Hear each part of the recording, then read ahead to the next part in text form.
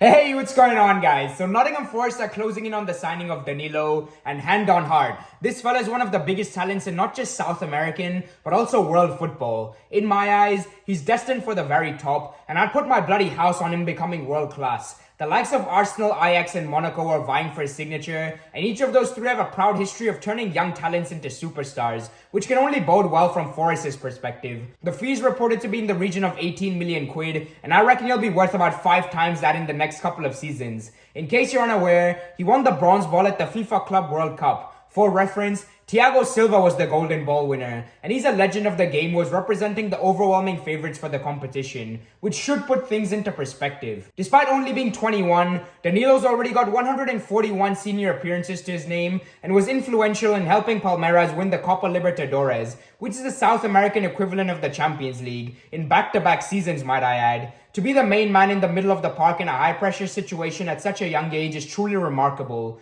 While much of Palmeiras' success was down to a collective team effort as opposed to the performances of standout individuals, Danilo was the only player to have played in every single game of their continental triumphs, which is some feat. Furthermore, he's recently lifted the league and domestic cup while appearing in the team of the season for 2022, so it's safe to say he's had a decent start to his career. Now, in regards to his style of play, Danilo is a quintessential defensive midfielder who's been operating on the base of a 4-2-3-1, out on the right as well despite being left-footed, which is rare and slightly curious in equal measure. He's aggressive, direct, and dynamic in his approach, and is like a fucking pit bull when attempting to regain possession. This image of him winning the ball off Kante in extra time when most other starters would be leggy displays just that, and his athleticism, work rate, and resilience are well and truly a sight to behold. Furthermore, he's like a magnet to the ball, with the majority of his recoveries coming courtesy of counter-pressing. Impressively, his high interception rate illustrates he's got a sound reading of the game, and far better positioning than one would expect from someone so young.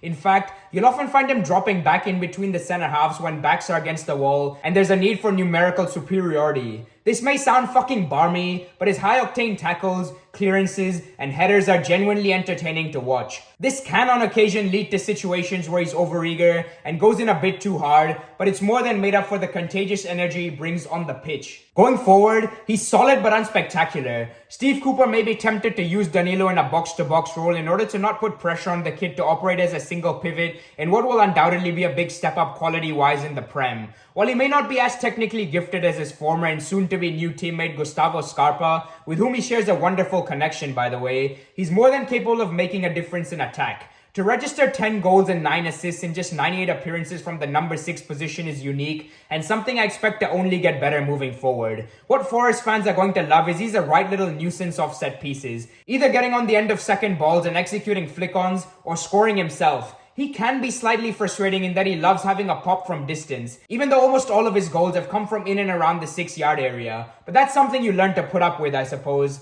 In terms of passing, he's got a wide range in his locker and is capable of spraying it across the pitch with his left foot. He's got the maturity to play it short or long depending on what the situation entails and is comfortable under pressure. What stands out is that he's almost exclusively looking to move it forward and create. None of that sideways square ball shite that so many are guilty of. There are times when he's overzealous while dribbling though, which is spectacular when it comes off, but infuriating when it doesn't, and something I expect Cooper to iron out of his game. Overall, this is the best signing that Forest have made since promotion, and I can't wait to see how he fares in England. The physicality of the league won't faze him one bit. Even though he's not the biggest, he's as strong as an ox and won't be bullied by any fucker who attempts to rattle him. There's no blade of grass that this bloke doesn't cover, and I wouldn't be surprised to see him become the talk of town in the next 6 to 8 months. On a side note, congratulations to all Forest fans for getting to the League Cup semi-finals. Although I don't wish you luck for those particular fixtures given the opposition, it's great to have you back in the big time where you belong. And I'm confident you'll beat the drop, which is the main priority for this season. As always, I'd love to hear your thoughts on this video down below, and I'll catch you in the next one. Peace.